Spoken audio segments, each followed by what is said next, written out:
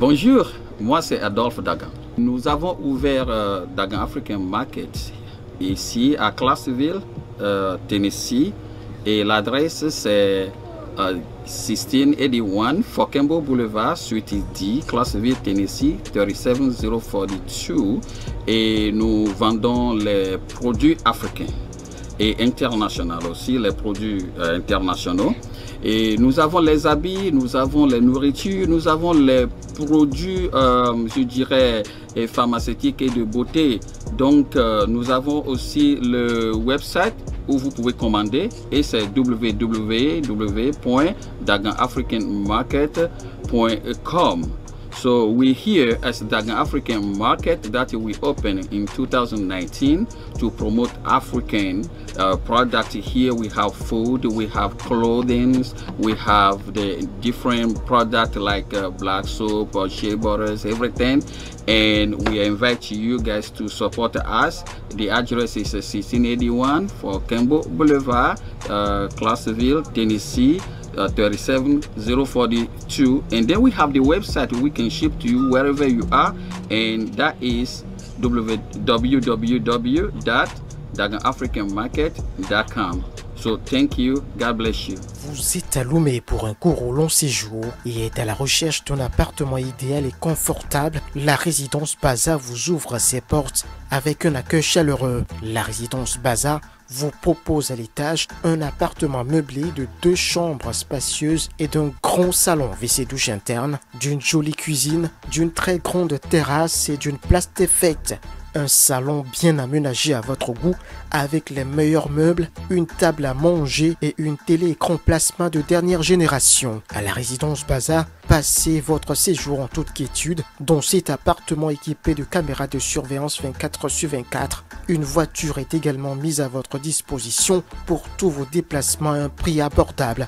Retrouvez la résidence Baza à Lomé au Togo, quartier Vakosito, non loin de l'entreprise de l'Union et à Sigomé. Infoline plus 228 90 06 68 78 plus 1 256 485 24 07 plus 1 309 203 33 54. À la résidence Baza, faites comme chez vous. Jaguar, entreprise import-export basée aux États-Unis et à Lomé, vous offre ses services. Désormais, pour tout transport de marchandises et de biens à l'échelle internationale, faites confiance à Jaguar Import-Export. Jaguar Import-Export est spécialisé aussi dans la location de voitures. Parents, connaissances, amis de la diaspora, pour vos déplacements lors de vos séjours à Lomé, faites confiance à la société Jaguar pour la location de voitures pour tout déplacement dans un confort total.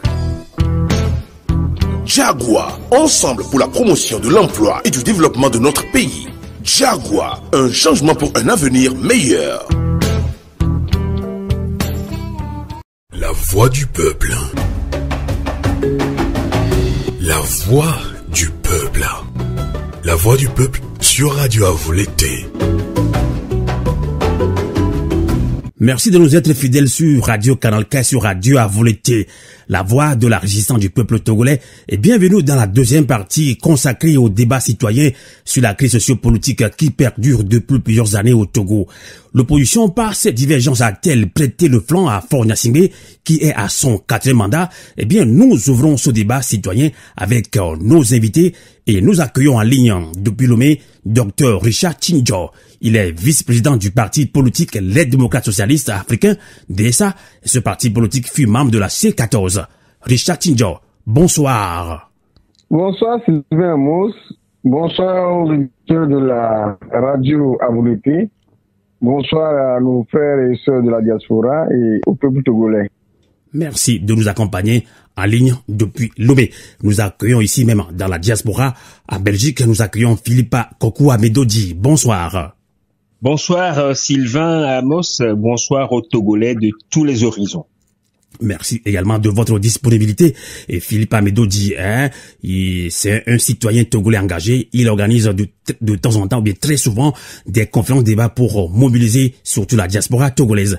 Nous accueillons toujours dans la diaspora et cette fois-ci, en France à Mulhouse, nous accueillons notre confrère Serge Duvon. Bonsoir. Bonsoir Sylvain, bonsoir aux Togolais, bonsoir aux deux invités, bonsoir à tous ceux qui nous écoutent actuellement. Et Serge Djouvon est journaliste, il anime également une émission citoyenne, donc sur la politique togolaise et ailleurs, et partout dans le monde, sur Radio Milawe. Alors, la toute première question, je vais me tourner surtout vers le Togo, puisque c'est de ce pays qu'il s'agit. On ne parle pas de la diaspora, mais tout se joue sur le terrain au Togo. Alors, aujourd'hui, nombreux sont des Togolais qui renvoient sans ménagement dos à dos la dictature de Faure Gnassingbé et l'opposition et pour leur responsabilité dans la souffrance endurée par le peuple togolais. Alors Richard Tindior, vous qui êtes un leader politique, est-ce que vous partagez cet avis? Je crois que nous devons relativiser la question par rapport au niveau de responsabilité. Lorsque vous prenez triangulation de cette lutte, à savoir le régime, l'opposition et le peuple, vous allez remarquer que le peuple est considéré comme la victime. Pourquoi je dis que le peuple est considéré comme la victime? Le régime s'appuie sur l'armée, les opérateurs économiques, l'intelligentsia qui constitue ces sources de pouvoir. Vous prenez l'opposition ne s'appuie que sur le peuple pour pouvoir mobiliser ce peuple dans l'optique de conquérir le pouvoir. Avec notre régime essaye d'utiliser la ruse et la force brute pour pouvoir endoctriner, endormir, soumettre le peuple dans un mutisme total. À telle enseigne que lorsque l'opposition essaie de défendre la cause de ce peuple, le peuple devient la victime. Soit on utilise la ruse pour pouvoir acheter sa conscience, manipuler la conscience de ce peuple. Et à la fin, lorsqu'on dit d'aller aux élections, on constate que le même peuple qui était debout contre ce régime, on ne comprend pas par quelle alchimie cette minorité arrive à gagner, entre griffes, les élections. Puisque c'est une minorité qui n'est pas sur le terrain, c'est le peuple qui devrait normalement sécuriser le vote. Malheureusement, avec le mauvais espoir, comment on appelle-t-on, le faux espoir plutôt, que le régime essaye d'envoyer comme signaux au niveau du peuple, le peuple est obligé de poser certains actes qu'après se retrouve dans un engrenage. Soit, si on n'arrive pas à acheter la conscience de ce peuple, c'est que on va utiliser la force brute pour martyriser ce peuple. Et du coup, le peuple est considéré comme la victime. Aujourd'hui, le tort, celui qui crée plus du tort à ce régime, et à ce peuple, c'est le régime. C'est le régime qui utilise les moyens de l'État, les moyens dont la République lui confère pour pouvoir endoctriner, rendre le peuple dans une situation d'esclavage. Quant à ce qui concerne l'opposition n'a aucun moyen. C'est vrai que par moment, nous n'arrivons pas à travailler de façon continue avec ce peuple, pour conscientiser ce peuple à comprendre que vous n'avez pas besoin forcément de leaders pour revendiquer votre droit. Malheureusement, nous sommes dans une situation où le peuple se retrouve instrumentalisé et finalement, l'objectif de la lutte n'est pas atteint et le régime continue pas s'enraciner. Richard Tindior, je vais vous couper. Ne pensez-vous pas que l'opposition, par cette divergence, l'opposition n'a-t-elle pas prêté le front à Faure Gnassingbé, qui est aujourd'hui à son 4e mandat? Oui, l'opposition, on dira, l'opposition d'une part, oui,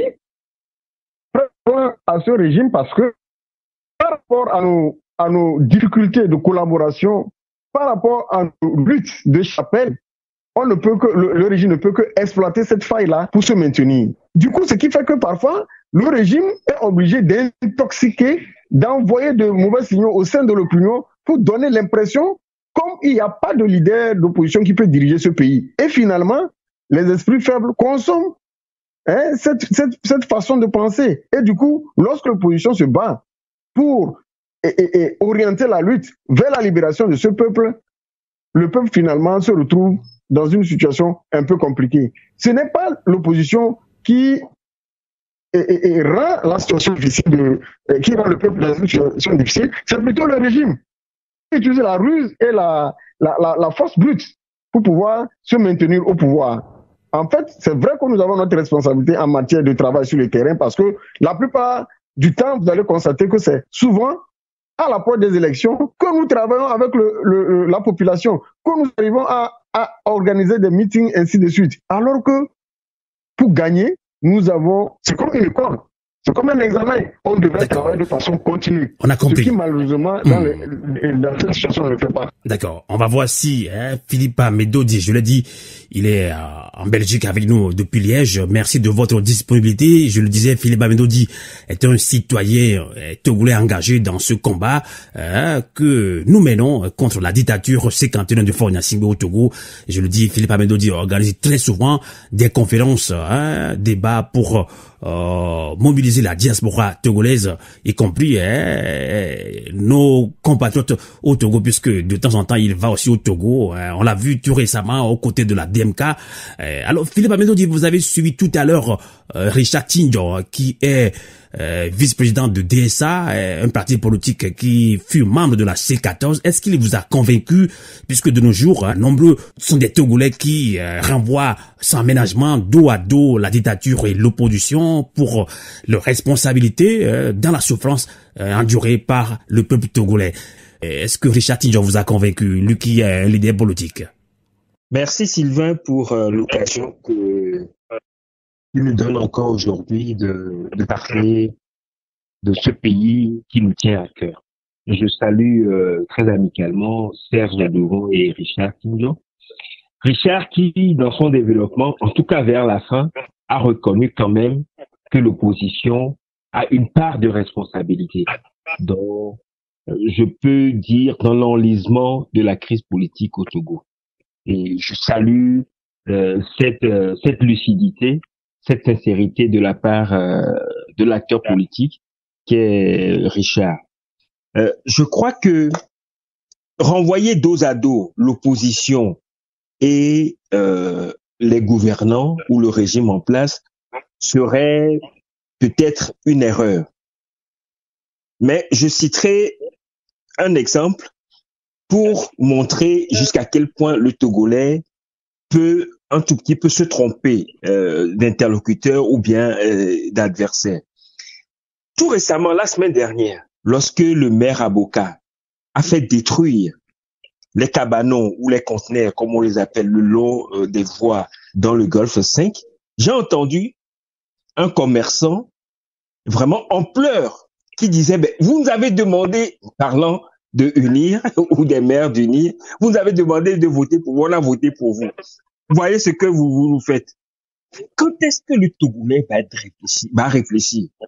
Lorsque le peuple confie un mandat à des dirigeants ou à des gouvernants, c'est pour que ces gouvernants servent les intérêts de ce peuple-là. On le voit à chaque fois.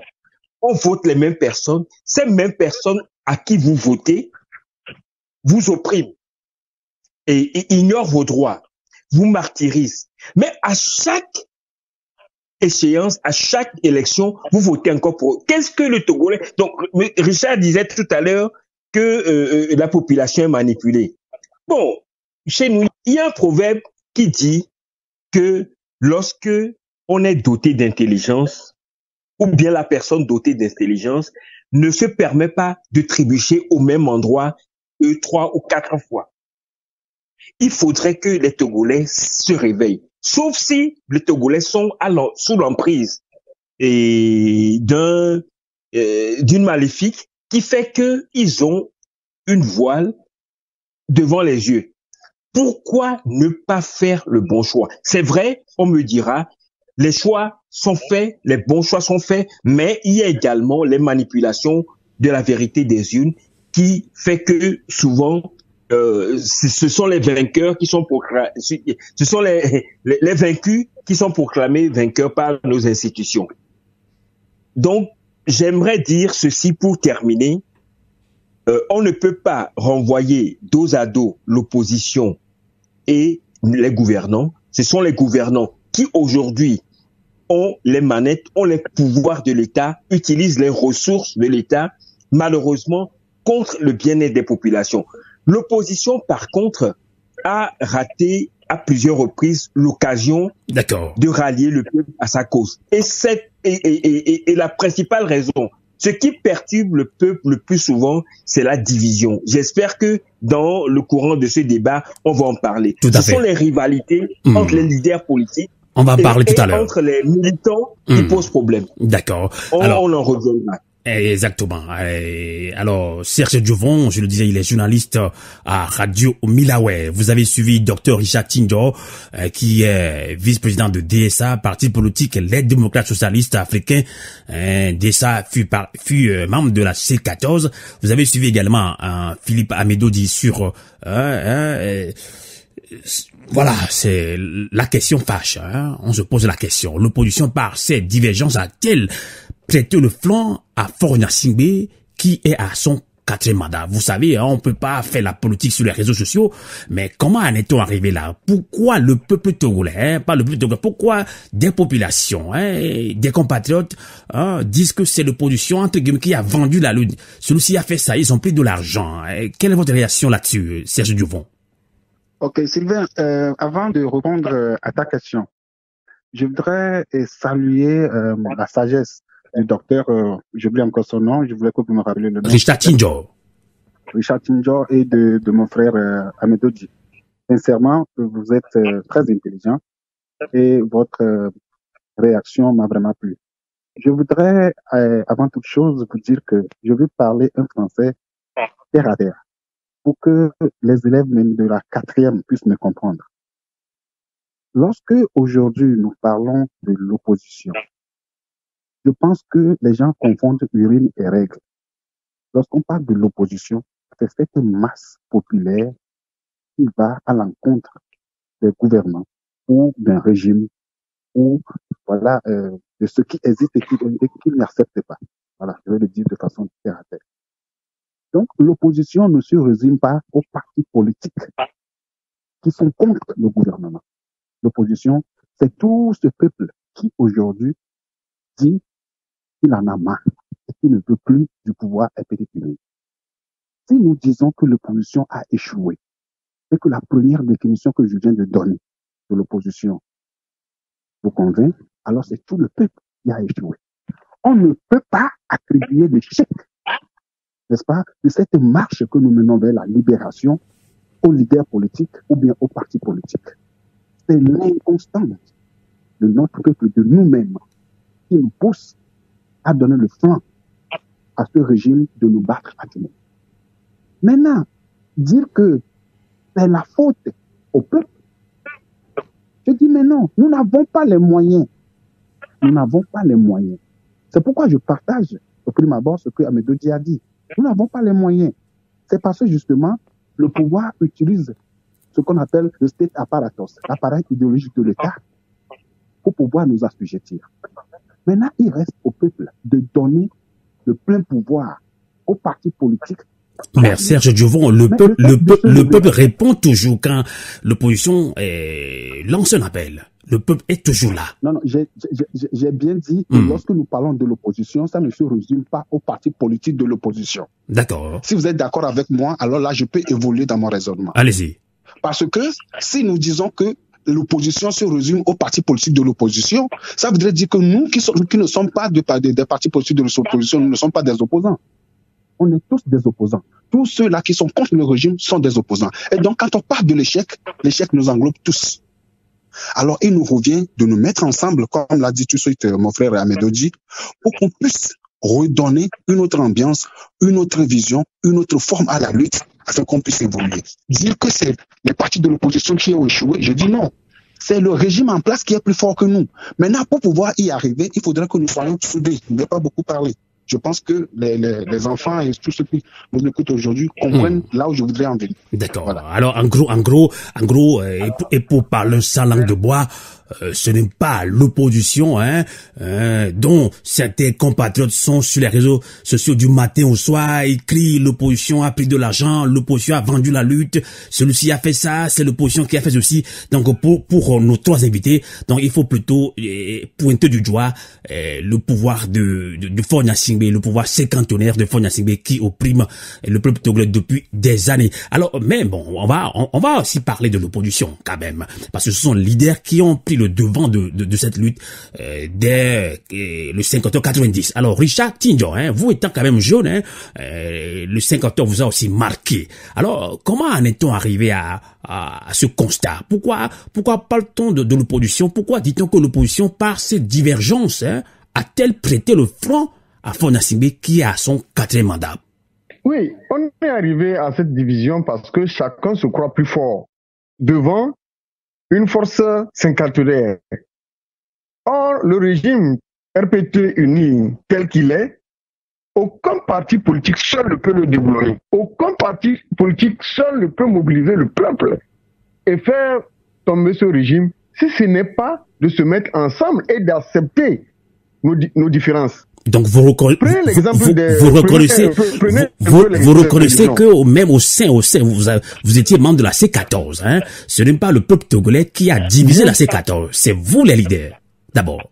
D'accord. Bien sûr, c'est la division vient de nous, les leaders d'opinion, les leaders d'opinion, les leaders des partis politiques. D'accord. Qui pensons que notre parti est mieux positionné par rapport aux autres et qu'il faille toujours trouver des alibis pour se mettre en valeur et déstabiliser ou bien discréditer l'autre parti. Prenez un peu la lutte hégémonique entre les partis politiques de l'opposition depuis les années 90, où on voyait le peuple derrière les partis politiques d'opposition. Si ce n'est pas applaudi, c'est l'UFC. De l'UFC, on est arrivé à l'ANC, le cas. Regardez un peu l'historique de la guerre entre les partis politiques. Alors que, comme je l'ai dit ici en début de l'émission, le peuple se retrouve dans une situation de victime. Alors, on aurait pu s'entendre mieux, coordonner nos actions, qu'aujourd'hui, on pourra facilement renverser le régime. Donc, docteur Richard Tinjo, si je vous comprends très bien, vous reconnaissez quand même, vous, en tant que leader de parti politique, que vous avez aussi commis des erreurs. Bien sûr. Nous avons commis des erreurs et c'est même l'occasion même de présenter toutes nos excuses à la population pour le tort créé. Maintenant, regardez un peu la situation dans laquelle le peuple se retrouve. Et lors des appels, on demande à la population de se mobiliser pour l'action, ainsi de suite. Les gens ne se mobilisent pas. Parce qu'à un moment donné, ils se sont dit, écoutez, on se bat, on ne voit pas le bout du tunnel. Au même moment, si ce n'est pas l'exil, c'est la prison. Si ce n'est pas la prison, c'est de subir les actes de ce régime. On continue toujours pas à faire confiance à ces leaders de l'opposition, les leaders des partis politiques qui luttent pour le bien-être du peuple. Docteur Richard Tinjo, permettez-moi de vous poser cette question. Oui, heureusement, on a un politique dans cette émission, puisque maintenant il s'agit plus du peuple togolais pour le moment, il s'agit plutôt des responsables de partis politiques. Vous êtes vice-président de DSA, même si entre guillemets DSA n'est pas considéré comme un grand parti politique, mais vous étiez membre de la C14. C14 n'a pas été disloqué entre guillemets, n'a pas été divisé par le peuple togolais. Ce n'est pas le peuple togolais qui a causé la fin entre guillemets de la C14, c'est plutôt les leaders. Alors comment en est-on arrivé là? Est-ce que vous, même en tant que leader, vous n'arrivez pas à distinguer entre guillemets le vrai du faux parmi vous? Dans cette lutte, il est difficile de juger les gens en s'appuyant sur des préjugés. Quand à un moment donné vous vous retrouvez ensemble pour une lutte, l'objectif, c'est de pouvoir atteindre un résultat. Peu importe ce que l'autre pense, peu importe ce que l'autre est. Parce que normalement, la diversité devait constituer notre richesse. C'est un peu comme les religions. Aujourd'hui, nous avons la religion catholique, la religion musulmane, la religion traditionnelle, ainsi de suite. Est-ce que cela a empêché les gens de vivre? Est-ce que ça a empêché les gens de combattre le Satan? Est-ce que cela a empêché les gens de prier? Au niveau du parti, au niveau des partis politiques, nous n'arrivons pas à s'entendre. Et on pense que lorsque nous nous mettons ensemble, il faut plutôt qu'on dise que c'est notre parti qui est le même positionné, qui pour combattre ce régime. Aucun parti, comme je l'ai dit, aucun parti ne peut déboulonner ce régime. Mais ensemble, nous pouvons être plus concrets. Dans la C14, il y avait ces problèmes-là. Certains se prenaient pour les super partis et d'autres sont des petits partis. À telle enseigne que lorsqu'il y a des rencontres avec des autorités ou bien des chefs d'État, vous voyez certains qui commencent déjà par écarter les autres. J'ai eu plusieurs fois interpeller nos collègues de la lutte. Écoutez, pour cette lutte que nous sommes en train de mener, lorsqu'il y aura une table de discussion, je vous en prie que les chefs de partis politiques se retrouvent à la table de discussion. Un nom, quelques chefs de partis politiques. Et essayez de sélectionner quelques partis politiques et quelques chefs de partis politiques, cela va créer la division. Malheureusement, je n'ai pas été compris. Mais à la longue, les résultats sont là. Les faits sont là. Je me donne raison. D'accord. On va voir ce que pense également Philippe Amedodji depuis la Belgique. Je pense que vous avez une réaction après avoir écouté Dr Richard Tinjo. D'abord, écoutez la question, vous pouvez réagir aussi, Philippe Amedodji. La prolifération des petits partis, hein, là il faut qu'on parle sans langue de bois. Hein. Quand on dit petits partis, ça ne veut pas dire qu'on les minimise quand même. Hein. Il faut qu'on reconnaisse des partis politiques qui rassemblent, hein, qui fait bouger quand même le peuple togolais. Hein. L'UFC dans le temps l'a fait, l'ANC le fait, il y a d'autres partis qui le font également. Donc la question est là, la prolifération des petits partis, hein, des partis satellites. Hein. Le mot est bien posé. Hein. Écoutez-moi bien. Hein. Je dis la prolifération des petits partis. Des partis satellites ou fantômes, hein, n'a-t-elle pas éloigné le peuple togolais de son aspiration première, qui reste la tenance au sommet de l'État? Philippe Amedodji. Je crois que le professeur Léopold Ninevi avait vu juste lorsque, au sortir de la conférence nationale souveraine, et cet épougonné a expliqué aux Togolais que la démocratie d'abord et le multipartisme après. En fait, beaucoup de Togolais ont malheureusement mal compris ou bien se sont laissés pris au piège. Parce que pour les gouvernants, il suffisait d'aller dire aux bailleurs de fonds que le Togo comptait plusieurs partis politiques, donc le Togo était en démocratie. Et beaucoup sont tombés dans ce piège-là. Et je crois, si mes mémoires sont bonnes, et actuellement au Togo, il y a environ 120 partis politiques. Le mot n'est pas exagéré lorsque tu parles de partis fantômes. Donc ce sont des partis parfois, hein, et dont certains leaders même se retrouvent à l'Assemblée. Ils sont là à la tête des partis qui ne comptent que les membres de leur famille. Donc c'est ça un premier drame. Mais j'aimerais revenir également sur un fait. Donc je suis d'accord que la multiplication ou bien la multiplication effrénée des partis politiques n'a pas facilité la lecture aux populations. Les gens ont mal compris et étant donné que à un moment donné il y avait tellement de voix dissonantes, ça a embrouillé des gens. D'accord. Mais j'aimerais compléter également une analyse de Richard en disant que ce n'est pas seulement par la manipulation. Et là, j'aimerais un tout petit peu me situer du côté des populations. C'est également par la terreur que les gouvernants sont parvenus à extirper des Togolais et la capacité de s'indigner. C'est vrai qu'en 2005, d'ailleurs, un rapport de l'ONU l'a dit, entre 500 et 1000 Togolais ont été assassinés par Faure et ses amis afin de pouvoir mettre Faure au pouvoir. Mais en 2010, en 2015 et en 2020, on n'a pas vu les Togolais qui ont voté pour le changement, on les a pas vus se mobiliser. Donc, il y a un problème. Lorsque moi, en tant que Togolais, et Richard l'a dit tout à l'heure, l'opposition, ou non, c'est ce qu'il disait, les leaders de l'opposition sont seulement le reflet, ou bien représentent, ce sont des serviteurs du peuple épris de justice et de liberté. Donc, il faut que ce peuple-là portent ces leaders au moment fatidique. Mais généralement, à ces moments-là, on ne retrouve pas ce peuple-là.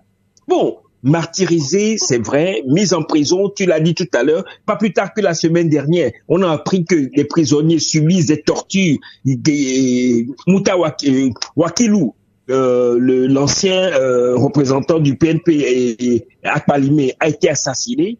Donc c'est vrai qu'il y a également cette problématique-là. Mais est-ce que le Togolais, même ceux qui craignent la mort, ne sont pas déjà morts? Lorsqu'on voit comment fonctionne le Togo actuellement, est-ce que la vie que les Togolais, est-ce que la vie que le régime impose aux Togolais vaut la peine d'être vécue? Donc c'est une question que moi je me pose et à laquelle j'espère que les Togolais pourront répondre dans les jours, les semaines et mois à venir. D'accord, je vais laisser...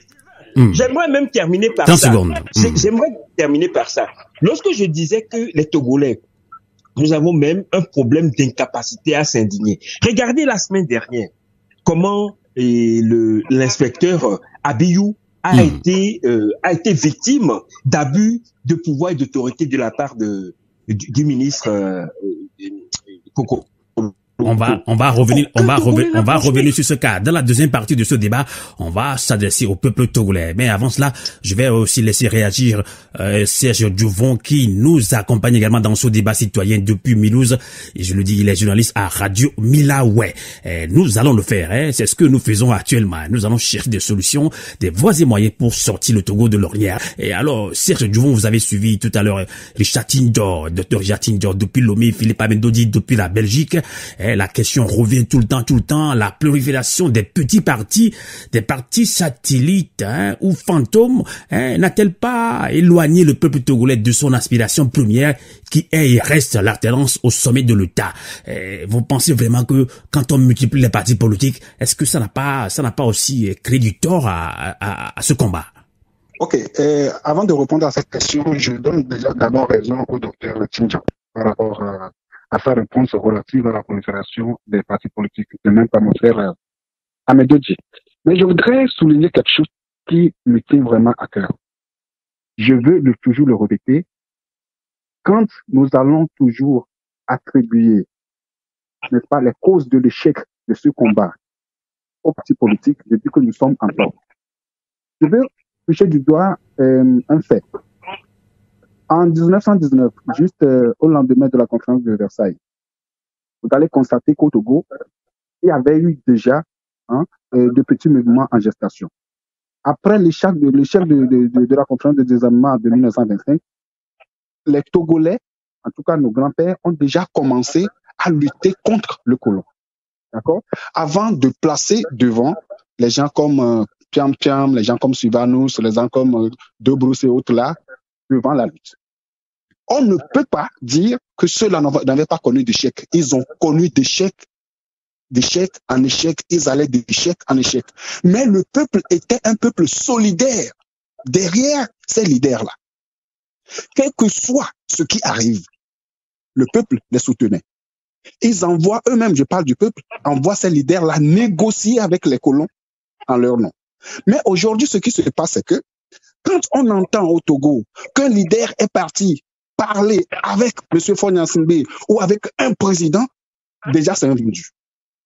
Comment est-ce que nous pouvons mener une lutte de la sorte lorsque à tout moment nous voulons accuser ceux qui nous représentent comme étant des vendus, étant Satan, étant ceci et cela? C'est l'inconstance de notre peuple, de nous Togolais, qui nous pousse vers cela. Un autre point. Dire qu'au niveau de la C14, c'est les leaders qui ont cassé la C14, je vous dis, c'est faux. Pourquoi c'est faux? C'est parce que justement... Non, pourquoi c'est faux? Voilà, pourquoi c'est faux? Parce que est-ce que ce n'est pas le peuple togolais qui a donné du poids à la C14? Est-ce que je peux terminer mon raisonnement? Allez-y. Je ne pense pas, Serge Djouvon, je vous comprends. Voilà. Je vais vous laisser parler, Je dirige aussi ce débat en tant que citoyen togolais. Alors, quand vous dites, oui, attendez, vous allez continuer. Quand vous dites que, ce n'est pas les leaders politiques qui ont cassé la C14, ce n'est pas non plus le peuple togolais. Je ne pense pas. Puisque docteur Richard Tindjo, il est ici, il a témoigné quand même. Docteur Tindjo a sa vision des choses. Il a sa vérité à lui. Nous avons nous aussi notre vérité. Allez-y. D'accord? Donc chacun étant dans sa logique, chacun dans sa vérité. Je vous dis que à un moment donné de cette lutte, C'est le peuple qui vantait tel leader en disant c'est lui le meilleur et les autres ne sont pas des meilleurs. D'accord. Si tel parle, on dit oui, voilà la vérité. Et quand les autres parlent, on les insulte. Comment voulez-vous?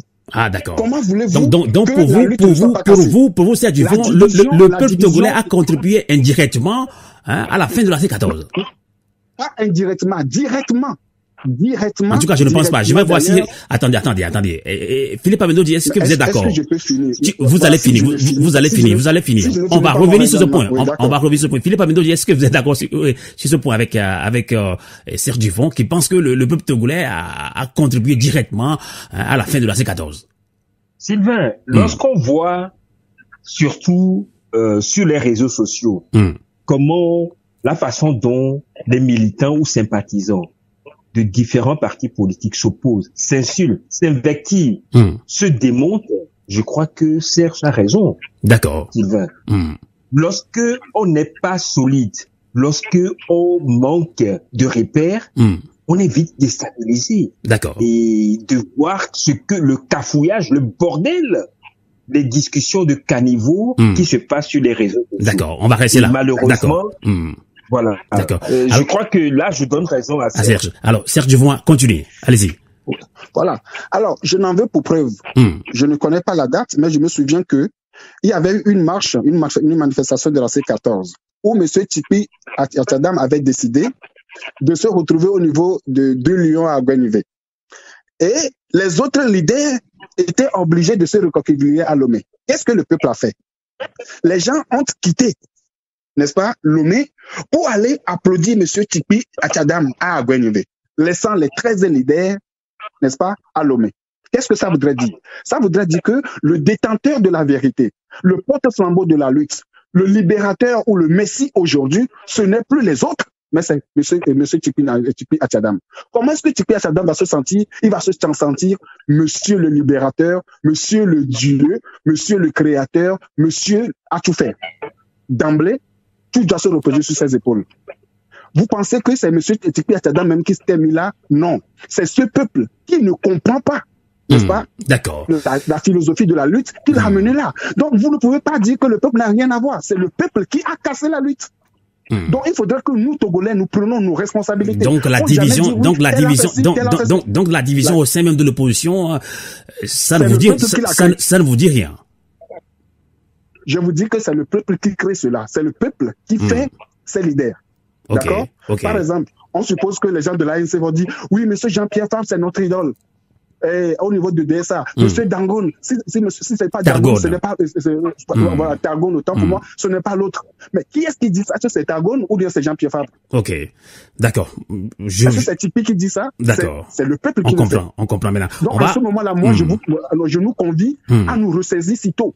D'accord. À parler, voilà, sur un même langage, parler la même langue, parler le même langage, avoir la même vision des choses. C'est en ce sens que nous pouvons arriver, n'est-ce pas, à aboutir à cette lutte. Avant de relancer la deuxième partie de cette émission, où je disais qu'on va s'adresser directement au peuple togolais, comment ce peuple lui-même se comporte, on va voir la réaction du docteur Richard Tinjor, puisqu'on parle des leaders, docteur Richard Tinjor.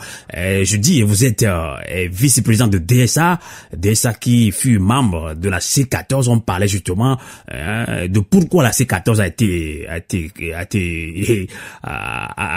été divisée ou disloquée. Donc, Serge Duvon disait que le peuple togolais aussi a contribué à la dislocation de la C14. Mais certains disent que non, c'est plutôt vous les leaders qui avez cassé la C14. Philippe Amedodji donne raison aussi à Serge Duvon, mais vous-même en tant que politique, parlons sans langue de bois, qu'est-ce que vous avez à dire par rapport à cela? Ok, je suis parfaitement d'accord avec les interventions de Serge et Philippe Amedodji. J'ai vraiment aimé leur démonstration. Je voudrais aller dans un autre sens pour comprendre, pour se faire comprendre. Moi, je dis, d'abord, la première responsabilité, c'est nous les leaders, avant que nous n'attribuions cela au peuple ou à la population. D'accord. Je prends l'exemple du mouvement du 19 août. Au début de ce mouvement, vous aurez constaté qu'il y avait des blocs. Il y avait le groupe de G6, CAP 2015, et de l'autre côté, Atchadam aussi qui était en train de lancer le mouvement. Mais on a compris que seul on ne pouvait pas évoluer. À un moment donné, au niveau du CAP 2015, il y avait des partis politiques. On s'est dit, écoutez, est-ce que ce n'est pas bien de s'approcher de Atchadam pour converger, pour qu'on fasse une lutte en synergie. Et c'est là que Jean-Pierre Favre, que je salue ici, Madame Brigitte Adjamagbo, ensemble, nous avons tous réfléchi, on avait trouvé que c'était très important de faire un pas vers Atchadam. Et des négociateurs étaient partis. Et vous aurez constaté que Atchadam même avait fait un appel à Jean-Pierre Favre. À l'époque, il était envoyé, je crois qu'il était allé en France. Il avait dit, grand frère, revenez pour qu'on fasse la lutte ensemble. Et le peuple a suivi. Le groupe, les G6 aussi ont suivi. Et vous voyez que nous étions un bloc en ce moment. Aujourd'hui, si on voit les partis politiques, les militaires des partis politiques s'attaquer, qu'est-ce que nous, les leaders politiques, nous faisons? Est-ce que nous avons le courage de leur dire, écoutez, ce n'est pas la peine de s'attaquer à Jean-Pierre Favre, ce n'est pas la peine de s'attaquer à Targon, ce n'est pas la peine de s'attaquer à Tchadam ou à Djamabo, ainsi de suite. Est-ce que nous arrivons à sensibiliser nos militants? En le faisant, le régime ne peut que le régime ne peut que utiliser cette opportunité. On va rester là. On a le temps un petit peu contre nous. D'accord. Votre intervention m'amène à rejoindre cette question sur le comportement même du peuple togolais. Alors, Philippe Amédodji, parlons même du peuple togolais. Ces temps-ci, je dis, on va pas faire de la politique sur les réseaux sociaux, mais quand même, on l'utilise. Est-ce qu'on l'utilise à bon escient? Je ne pense pas que on le fait bien. Alors, à qui profitent finalement les chamailleries quotidiennes et intempestives entre la multitude des clans rivaux au sein de l'opposition togolaise? Alors, vous êtes aussi sur les réseaux sociaux. L'opposition a fait ceci, Jean-Pierre a fait ça, Agbomé a fait ça, et Kodjoura a fait ça. Donc, on a complètement oublié Faure Gnassingbe qui opprime le peuple togolais. Comment est-ce que vous réagissez à cela? Oui, et Sylvain, c'est une situation très très déplorable. D'ailleurs, c'est fort de cette situation, c'est pour essayer de résoudre ce problème-là que l'initiative a été lancée. Et toi-même, Sylvain, tu t'es impliqué. Avouler-là, qu'est-ce que ça veut dire? Ça veut dire des médiateurs. Et Dieu sait comment nous nous sommes battus, certains d'entre nous dans la diaspora et au Togo, pour essayer de rapprocher les leaders politiques. Parce que nous estimons, comme Richard vient de le dire, qu'il est également de la responsabilité des leaders politiques d'éduquer ou bien d'instruire leurs sympathisants et militants qu'ils ne se trompent pas d'adversaire. Je crois que c'est bien de cela qu'il s'agit. Beaucoup de Togolais, malheureusement, aujourd'hui, se trompent d'adversaire. Notre adversaire, ceux qui détournent systématiquement des ressources publiques, ceux qui privent les Togolais de soins de santé et d'éducation adéquates, ce sont les gouvernants. Ce n'est pas les leaders politiques qui, malheureusement, tirent le diable par la queue. Mais Philippe Amédodji, je suis ici en tant que citoyen togolais. Ceux qui nous écoutent aussi, peut-être, ils seront pas d'accord avec vous. Ils diront que non, l'opposition, on a fait confiance à l'opposition. Pourquoi ils sont divisés? Comment ils ont, à leur division a contribué quand même, Je vais te répondre en toute franchise.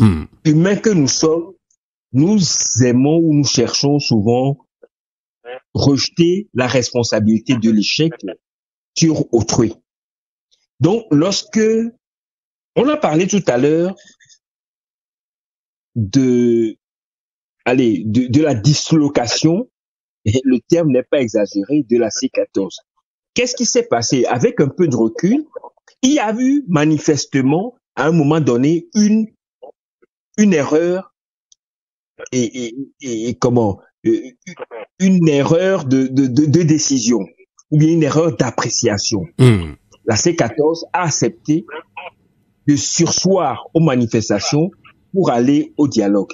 Mais c'était une ruse de l'autre côté. Maintenant, lorsque les leaders de cette C14 se sont rendus compte qu'ils se sont fait berner, alors il fallait trouver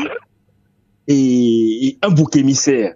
Et c'est là où les leaders ont commencé, Richard, je me trompe peut-être, c'est là où les leaders ont commencé à se rejeter la faute. Non, c'est pas moi, c'est lui. Non, c'est lui qui a dit en premier qu'on pouvait accepter d'y aller.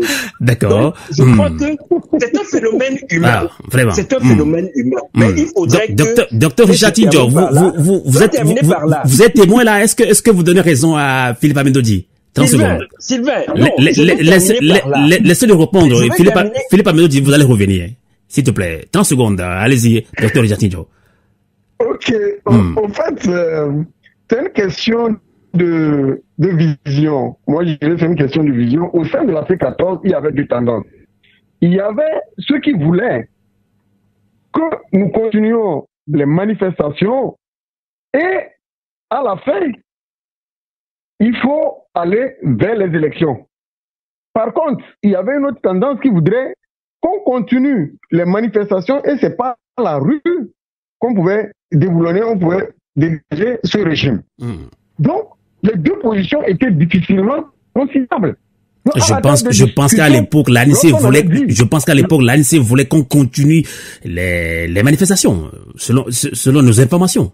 En fait, ce n'est pas simplement l'ANC. Ce n'est pas simplement l'ANC. Je ne vais pas indexer un parti, mais comme je vous l'ai dit, il y avait deux positions.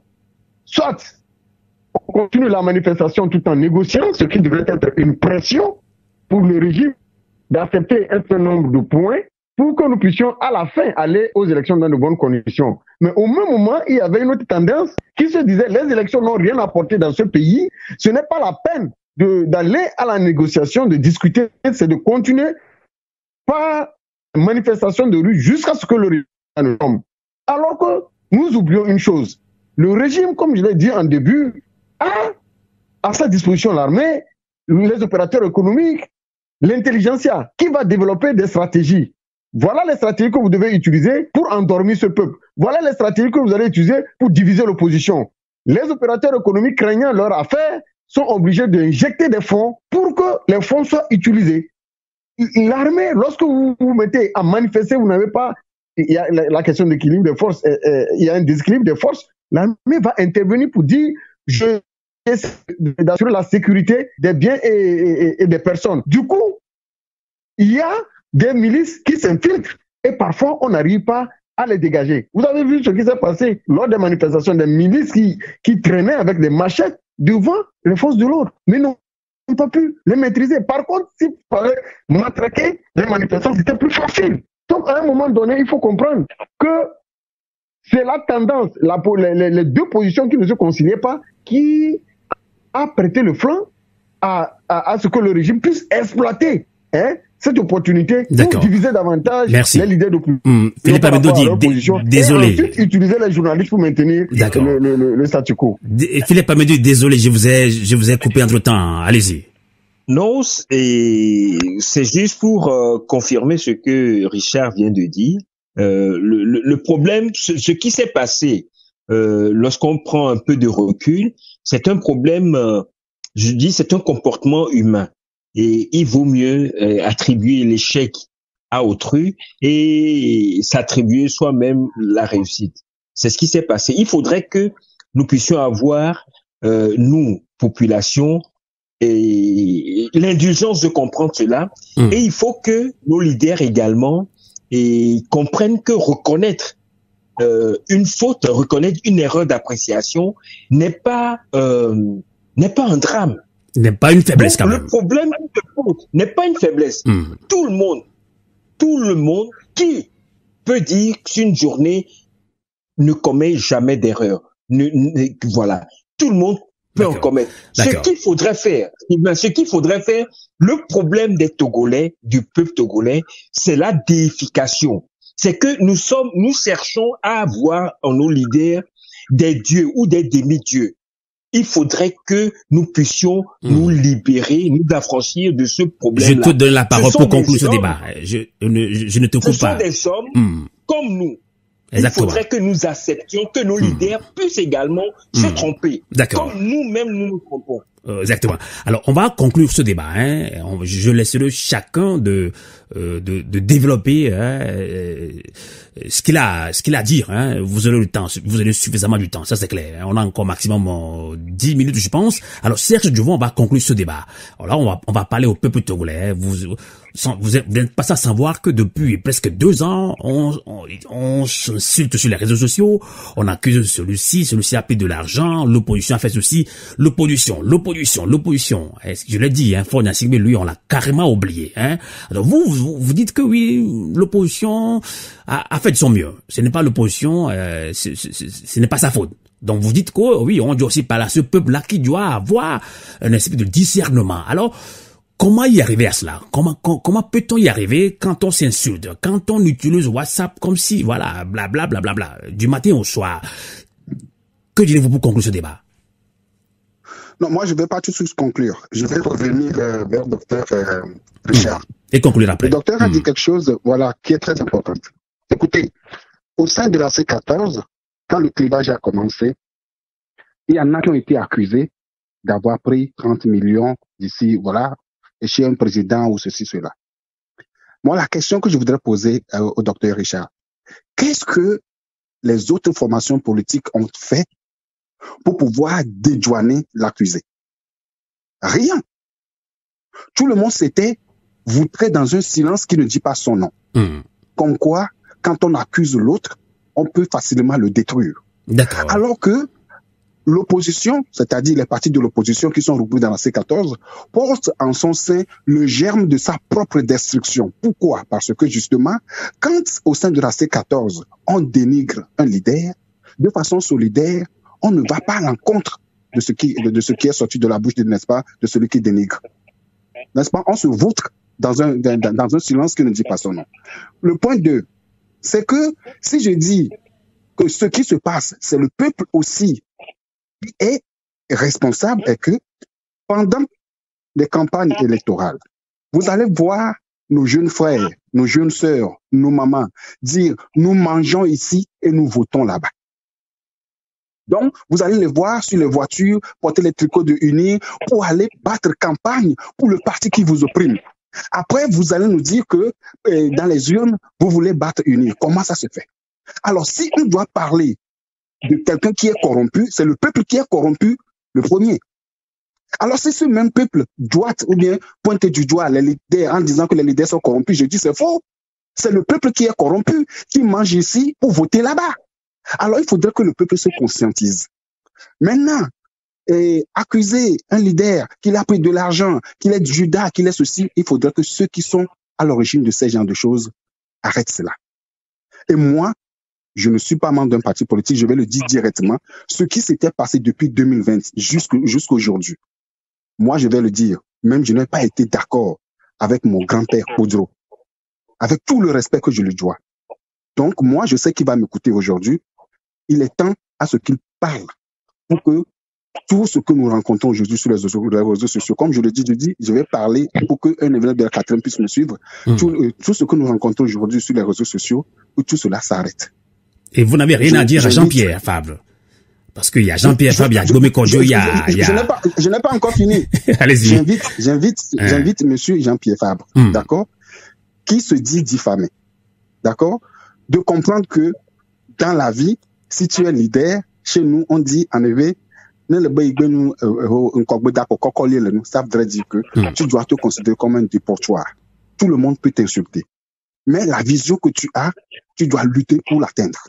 Donc, il ne faut pas qu'ils se disent diffamés et donc baisser les bras en disant, OK, je vais voir comment ce que vous allez faire. Non, ça, ce n'est pas une sage décision. Je reviens aussi vers M. Gbome Kodjo, qui parfois est sur les réseaux sociaux, sur les plateformes, qui entend, d'accord, ses partisans insulter les autres leaders politiques sans rien dire. J'invite aussi monsieur Jean-Pierre Fabre, qui, sur les réseaux sociaux, entend ses partisans insulter les autres partis politiques et le leader sans rien dire. Je dis bien que ce n'est pas un bon comportement. Le bon comportement aujourd'hui, c'est de nous dresser comme un seul homme pour pouvoir abattre le lion qui est le RPT uni. Quelles que soient nos divergences, quelles que soient nos opinions, nous devons rester unis. Merci beaucoup, Serge Duvon, journaliste à Radio Milaware. On va conclure ce débat également avec Dr Richard Tinjo. Je repose le thème du débat. L'opposition, par ses divergences, a-t-elle prêté le front à Faure Gnassingbé, qui a son 4e mandat? La balle revient encore dans le camp des leaders politiques. Vous avez écouté tout à l'heure Serge Duvon. Que direz-vous, Dr Richard Tinjo, pour conclure ce débat? Je remercie le journaliste Serge Duvon pour son intervention et l'analyse très pertinente par rapport à la question du vote. Il a touché du doigt la réalité de ce que nous vivons sur le terrain. Au même moment que ce même peuple se dit opprimé, bafoué dans ses droits, souffre, et que c'est le régime qui est à la base de la misère, vous n'allez pas, comment on peut comprendre qu'au moment du vote, cette minorité-là représente combien? C'est dans les bureaux de vote, c'est les mêmes personnes qui vont bourrer les urnes, c'est les mêmes personnes qui vont intimider de gauche à droite pour qu'on vote pour le régime. Parce que le régime utilise quoi? La ruse, la manipulation. Il va essayer de faire de fausses promesses à un grand nombre, et à la veille de ces élections, vous allez voir parfois, on leur fait de fausses promesses, et ce qui galvanise certaines personnes, qui vont intimider, qui vont utiliser le manteau du régime, soit disant je suis du parti uni, si tu fais ça on va t'attraper, tu ne vas pas réussir au concours, tu ne vas pas avoir tel marché, et du coup les gens sont obligés de se résigner. Et ce qui fait que au moment des élections, ceux qui sont censés protéger leurs urnes sont obligés de laisser faire. Et à la fin, le peuple, le régime qu'on décrit, on trouve que le régime gagne les élections. Ce n'est pas aux leaders des partis politiques d'aller dans les bureaux de vote sécurisés. C'est à la population qui se sent victimisée dans cette situation. C'est pour ça que je remercie une fois encore par rapport à la définition de l'opposition. Les gens pensent que l'opposition, c'est les leaders des partis politiques. Et c'est ce que Philippe a soulevé. Et c'est très important que le peuple comprenne que sa responsabilité se joue. Et regardez un peu les routes que nous avons au Togo. Prenez la route de Ségbé, une route qui va, une route presque internationale, mais regardez l'état dans laquelle la route là est. Et plein de routes dans ce pays. Les villages sont sans forage, les écoles, les hôpitaux, on n'en parle pas. Merci. Pour voir cela, mais au moment des élections, on ne sait pas quel esprit le possède. Merci. Le dernier élément, si vous permettez, que je voudrais soulever, rapidement, c'est par rapport au comportement des leaders. Oui, il y a à chaque temps, on peut avoir un nouveau leader qui émerge. Il faudrait que le nouveau leader qui émerge tire les leçons de ce que on fait dans le passé par rapport à la cohésion, par rapport à la collaboration avec les autres. Quoi qu'on dise, nos anciens leaders ont déjà posé des bases. Quand quelqu'un émerge et on trouve que celui-ci peut conduire la lutte, qu'il reconnaisse en toute humilité que les autres aussi ont posé des bases avant qu'il n'arrive, et que s'il y a des militants qui sont là et qui dénoncent, qui insultent, que les leaders parlent et qui disent je ne me retrouve pas dans les propos de ce qui se passe sur les réseaux sociaux ou bien dans les propos de ces militants. Parfois, parce que le régime peut aussi infiltrer des gens pour le faire, et on va penser que les militants des partis politiques le font. Ils peuvent infiltrer les journalistes pour le faire, et c'est justement ce qu'ils font, et chaque fois on intoxique, et on pense que l'opposition ne peut pas diriger le pays, les partis d'opposition ne peuvent pas diriger le pays, et que c'est seul le régime qui peut le faire. Ça c'est absurde, c'est l'intelligence humaine des Togolais. Merci. Tout le monde peut diriger le pays. D'accord. Merci beaucoup, docteur. Je vais finir pour remercier une fois encore Radio Avouleté pour le travail que vous abattez. Tout ce que vous êtes en train de faire, c'est un travail citoyen. Merci. Merci, et que nous espérons que dans les jours à venir, on va continuer. Merci aussi à Philippe Amédodi pour ses interventions très pertinentes. Merci, Dr Richard. Merci, Dr Richard Tinjo, vice-président du parti politique les démocrates socialistes africains, DSA, qui fut membre de la C14. On va aussi conclure ce débat avec Philippe Amédodi. Alors, Philippe Amédodi, aujourd'hui, nombreux sont des Togolais qui renvoient sans ménagement dos à dos la dictature de Faure Gnassingbé et l'opposition pour leur responsabilité dans la souffrance endurée par le peuple togolais. Alors aujourd'hui, vous l'avez dit dans ce débat que non, c'est plutôt Faure Gnassingbé qui opprime le peuple togolais, non l'opposition. Mais vous n'êtes pas sans savoir que sur les réseaux sociaux, on insulte l'opposition du matin au soir. Tout le temps, l'opposition fait ceci. Ils ont pris de l'argent, ils ont fait ça, ils ont trahi la lutte. Ça, c'est notre chanson ordinaire, ou bien notre chanson quotidienne. Des gens même sont allés loin à dire que l'ANC doit disparaître, la DMK doit disparaître. Alors, comment est-ce que vous voyez la situation? Comment est-ce qu'on peut changer la mentalité des Togolais, y compris moi-même aussi? Que direz-vous pour conclure ce débat, Philippe Amenodi?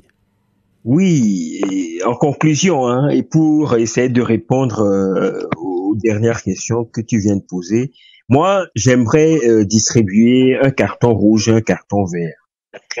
Mon carton rouge ce soir va aux leaders de l'opposition qui n'ont pas compris que lorsque, et comme le proverbe le dit, lorsqu'on cultive un champ de défécation, un champ de caca, on ne crie pas aux odeurs, on n'a plus peur d'odeurs. Donc, quelqu'un l'a dit tout à l'heure, lorsque on accepte le statut de leader, il faut s'attendre à des coups bas. Il faut que nos leaders apprennent à prendre des coups et à les encaisser. Mais Philippe Amenodi, est-ce que le peuple togolais n'en fait pas aussi de trop? C'est vrai, le peuple togolais en fait de trop. Mais Sylvain, tu sais ce que j'aimerais dire?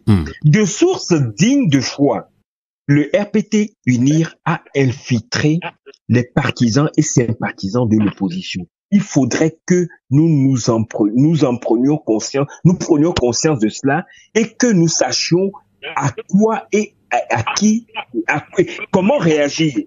Parce que souvent, je ne sais pas si vous avez remarqué, devant les enjeux cruciaux, on nous lance comme ça des diversions, qui nous éloignent du vrai problème. Il faudrait que le peuple soit beaucoup plus vigilant pour ne pas tomber dans des panneaux. Mais Philippe Amenodi, mais Philippe Amenodi, je voudrais vous aider à conclure ce débat. Mais des leaders d'opinion pensent ou bien estiment que en voulant insulter, en voulant démontrer que celui-ci a trahi la lutte, là, de ce fait-là, ils sont en train de mobiliser le peuple togolais, ils sont en train de réveiller le peuple togolais. C'est ce qu'ils disent. Que nous devons nous dénoncer pour que le peuple togolais se réveille. Non, c'est le contraire. Lorsqu'on voit ce qui se passe, lorsqu'on voit les chamailleries, je pèse mes mots, ce sont des chamailleries entre des blocs, entre des gens qui sont censés travailler en bonne intelligence, mais ça a de quoi perturber le citoyen lambda qui ne sait plus à quel sein se vouer. C'est de ça qu'il s'agit. Et justement, et là, j'aimerais envoyer ce carton vert là au peuple togolais, qui malgré une bonne partie, en tout cas la majorité, qui malgré ces jeux de diversion, ces jeux de sabotage, est resté debout. Beaucoup de Togolais encore aujourd'hui, malgré ces diversions, malgré ce jeu trouble, continuent à espérer et à travailler pour le changement au Togo. Je demande pour terminer, j'appelle la population togolaise à la mobilisation. D'abord, tu as la détermination. Détermination suppose une cohérence dans nos idées. Beaucoup, mais les invités, Sylvain, l'ont dit tout à l'heure, lorsque on fixe un objectif, on se donne les moyens de l'atteindre. Il n'est pas question d'aller manger ici et de voter là-bas. Il faut rester cohérent. On est en Afrique, on sait ce que ce genre de comportement entraîne. On ne peut pas dîner à la table du diable et du Satan au même moment. Et la dernière chose à laquelle j'invite le peuple togolais, c'est plus de synergie et de convergence d'action. Nous sommes sur le même bateau. Si le bateau coule, nous coulerons ensemble. Il n'y aura pas un tri entre ceux qui sont d'un parti X ou d'un parti Y. Merci. En tout cas, merci aussi à Philippe Kokoua Medodi, citoyen engagé. Philippe Medodi nous accompagne en ligne depuis Liège en Belgique. Je le disais, il organise de temps en temps, ou bien de très souvent, des conférences, débats pour mobiliser la diaspora et nos compatriotes au Togo. Merci également à vous qui nous avez suivis sur le 3xcanalk.ch et sur Radio Avouleté, la voix de la résistance du peuple togolais. Nous sommes arrivés à la fin de ce débat citoyen. J'espère que chacun de nous a pris bonne note de ce que les invités ont dit ce soir, puisque nous sommes tous togolais.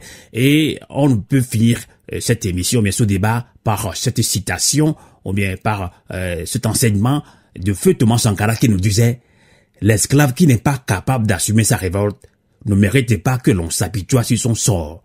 Cet esclave répondra seul de son malheur s'il se fait des illusions sur la condescendance d'un maître suspect qui prétend l'affranchir. Seule la lutte libère. » Bon week-end et bonsoir. Radio Avouleté, l'esprit patriotique.